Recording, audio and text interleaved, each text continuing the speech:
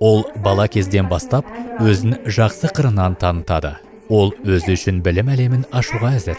Ол өз қорқыныштарымен өзі күресуге және оны жеңуге дайын. Ол өзін тәрбиелеп, рухани шыңдалып келеді. Ол өз елінің патриоты ретінде отанының гүлденуі үшін бар күш-жігерін жұмсауға әзір. Ол әрдайым білімге құштарлық танытады. Уақытын достарымен той-думанда емес, кітапханада өткізеді. Ол әрдайым қасындағыларға көмек көрсетуге әзір.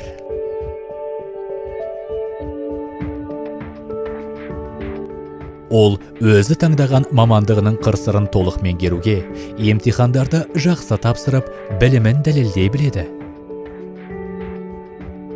Ол алдына қойған мақсатына жету жолында таңдаған мамандығының қыр-сырын толық білуге, әрбір оқиға мен құбылысты саралап, басына түскен қиындықтарға мойымай, жүйелі әрі жоспарлы түрде әрекет етеді.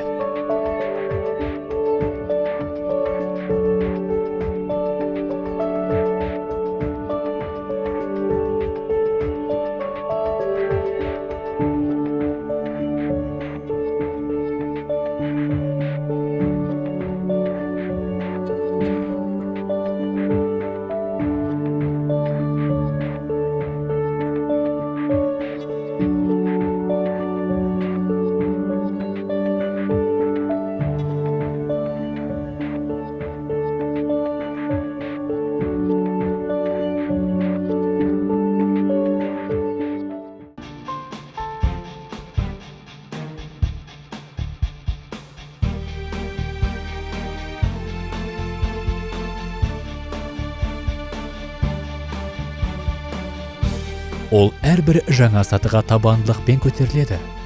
Кез келген сынаққа өсу мен өзін жетілдірудің мүмкіндігі деп қарайды. Ол үшін өмір үздік нәтижемен тапсыратын емтихан іспетті. Ол қай жағынан болсын, бірінші болуға тырысады. Ол үшін екінші жол жоқ.